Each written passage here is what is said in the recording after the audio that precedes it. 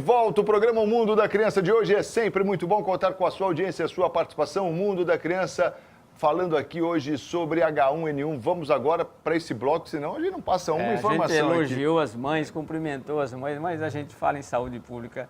O telespectador de compreender, eu fico muito nervoso, Marco, pela injustiça que se comete nesse país com aqueles coitadinhos que realmente não têm aonde gritar e quando gritam não são ouvidos devidamente. Mas o H1N1, Marco, a pergunta é assim, ó, como é que pega isso, como é que transmite isso, foi uma das perguntas da semana. Olha, é por estar perto de uma pessoa, por você tossir, espirrar ou pela mão. Mão que se contamina, vai na boca, vai nos olhos, vai no nariz e aí você realmente pode se contaminar. Então, é a proximidade da pessoa como nós vamos ver que... Como que alguém pode? Ó, as pessoas infectadas podem infectar outras pessoas a partir do primeiro dia. Quando? Quer dizer, primeiro dia antes dos sintomas. Quer dizer, você não está doente, você não sabe que está doente, você já está passando. Isso está acontecendo na escola. Ontem a gente fez um diagnóstico de um H1N1 e agora? Falei, olha, na escola ela já está cometendo, já está contaminando as pessoas desde um dia ou 2 dias atrás. Né? Primeiro dia antes dos sintomas. É preciso observar a escola, não é daqui, uma criança grandinha da região aí, mas precisa avisar se houver algum sintoma semelhante, etc. Isso precisa de um tratamento específico. Até, Marcos, 7 dias ou mais depois de adoecer. Então, você começa os sintomas 7, 10 dias depois. Então, a criança tem que ficar aí, que tem um H1N1 positivo, ela tem que ficar sem ir na escola 1 semana, pelo menos, né? Para evitar de contaminar as outras pessoas. Doutor, a gente percebe e tem aí um aguardo muito demorado com relação à confirmação do diagnóstico por exame. No particular, se tem isso mais rápido, não tem? Como é que está aí? Como é que você... Não tem, mas você pode fazer uma triagem, um screen, que assim, para o vírus influenza, né? E esse screen que você faz com secreção nasal, com secreção da coriza da criança, e você tem um resultado em 10 minutos. Ah, então aí você já consegue... Aí você já dá uma...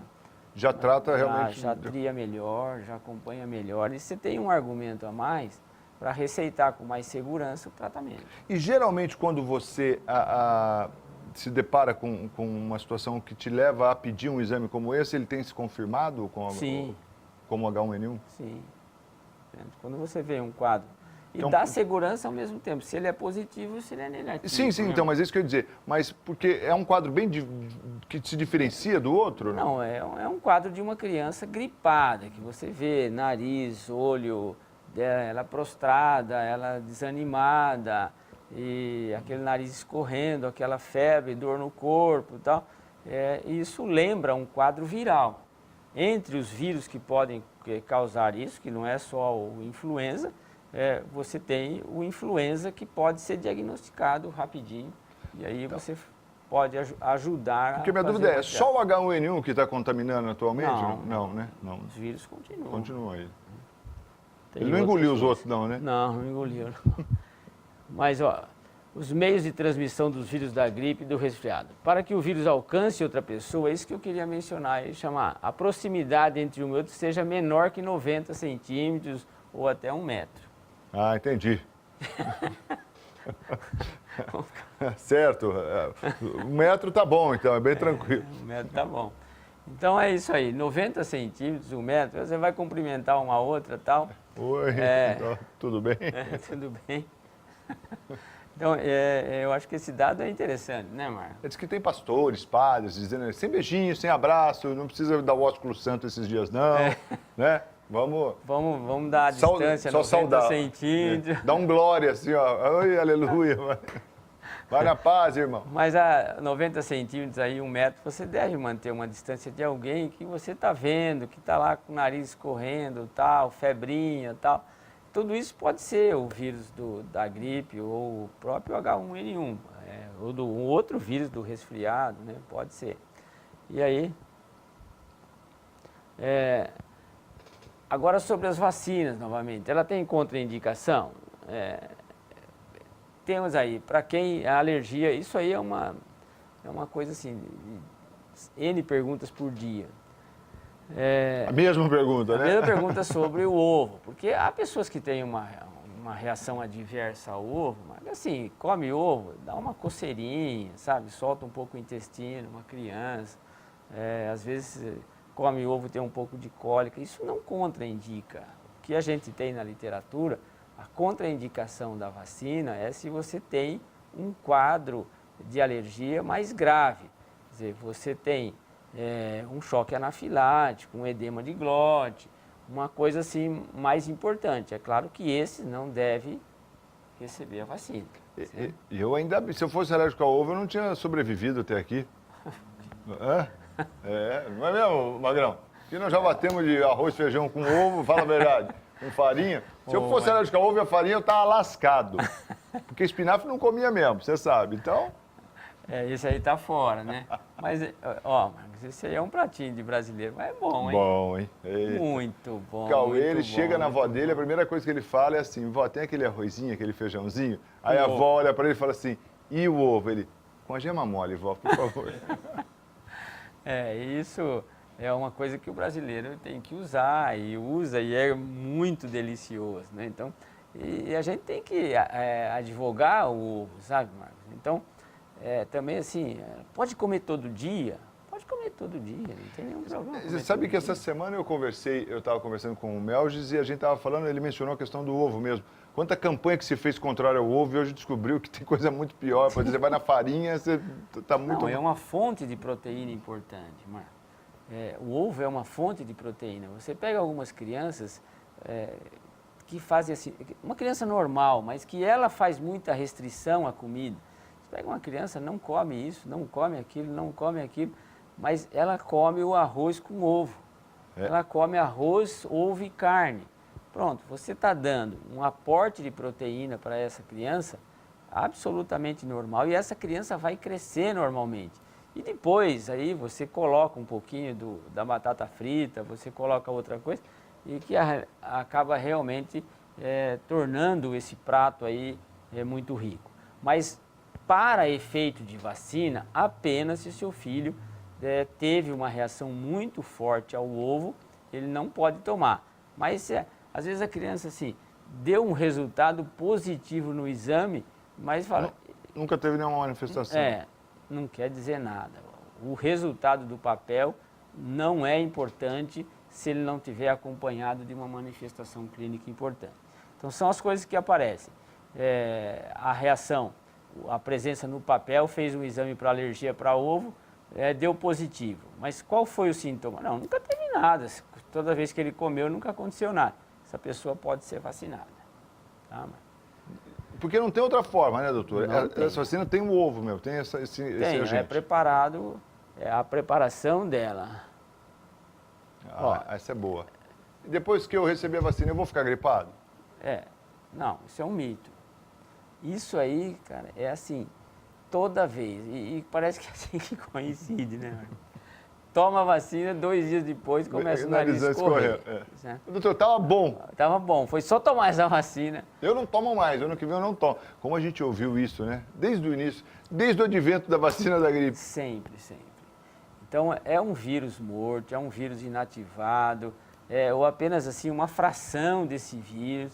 E esse vírus inativado, ele não consegue provocar sintomas da gripe. Você pode tomar a vacina sossegada, pode realmente, acho que sempre assim, em saúde, na vida em vários aspectos, mas na saúde, na sua conduta em relação à criança, é o risco-benefício. Né? Olha, gente, vamos fazer a vacina, tem que fazer a vacina. Oxalá todos nós possamos ser vacinados. Isso realmente é importante vacinar. Então, mas eu tenho medo que ele vai ficar gripado. Ele vai ficar gripado se ele não tomar a vacina. Então, vamos fazer a vacina. Né? Muito bom. E aí, quanto tempo leva a vacina para fazer efeito? Porque às vezes a pessoa toma a vacina, Marco, e logo quer que você esteja imunizado. Não. Ó, 2 a 3 semanas após a vacinação. Rapaz, é um tempinho razoável, né? Nesse momento né? Em que os casos vão pipocando aí, a gente vai só ouvindo falar, 2 ou 3 semanas após a vacinação é que você vai estar imunizado. E quanto tempo ela dura, quanto tempo ela te protege? De 6 a 12 meses. Então, o ano que vem tem que fazer outra, vou ter que furar meu filho de novo? Vai. Tem que vacinar, não tem como não vacinar. Também, só para as pessoas doentes, usam o corticoide, podem ser vacinadas? A orientação do Ministério da Saúde é que sim. O corticoide não impede a vacinação. Então, algumas pessoas usam corticoide por causa de doença crônica. Então, essas pessoas, se adquirem um vírus, têm um risco maior. Certo? E aí, então, elas devem ser vacinadas. Elas estão até no grupo, né, dos contemplados. Exatamente. E as grávidas, em qualquer idade gestacional. Então, pode vacinar as grávidas em qualquer idade gestacional. Começo, meio e fim de gravidez, pode vacinar. É indicada para qualquer idade gestacional sem nenhum problema. Quem mais? Tem aí os demais?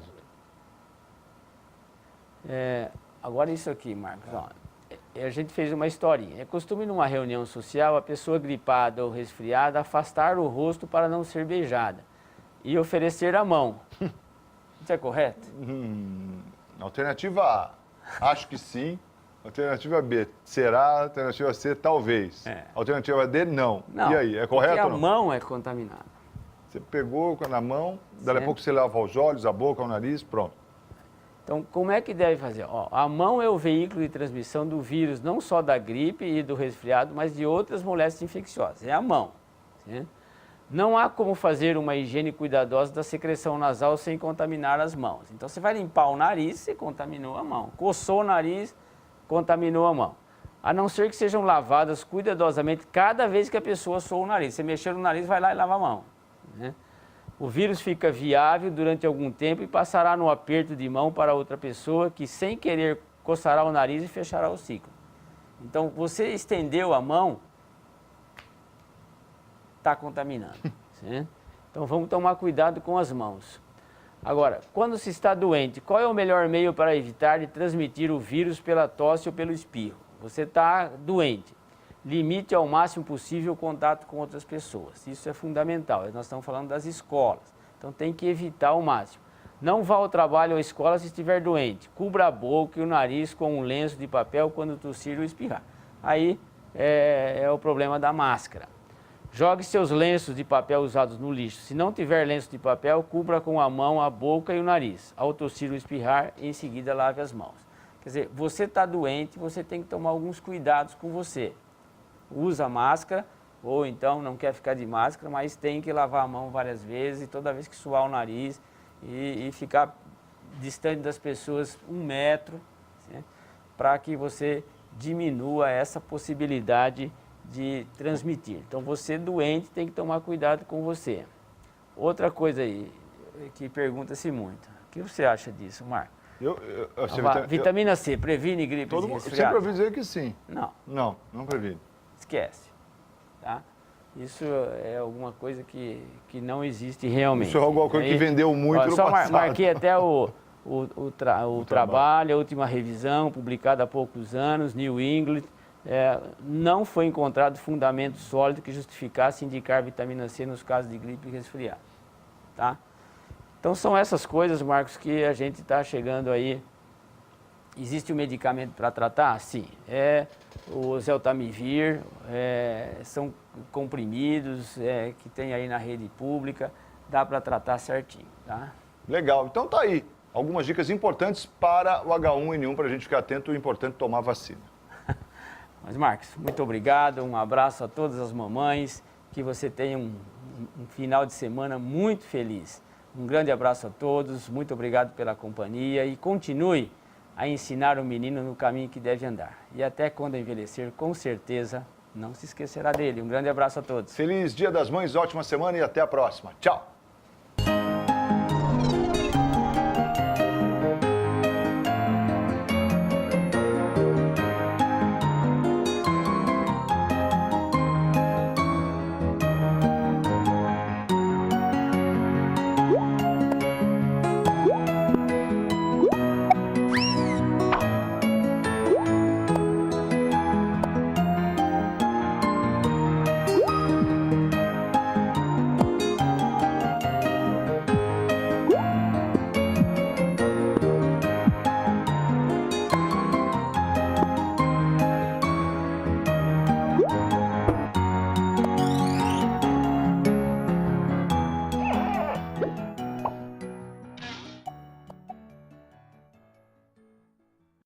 Mundo da Criança. Oferecimento Pimenta Pimentinha Moda Infantil e Colégio Criativo, uma escola mais humana sempre.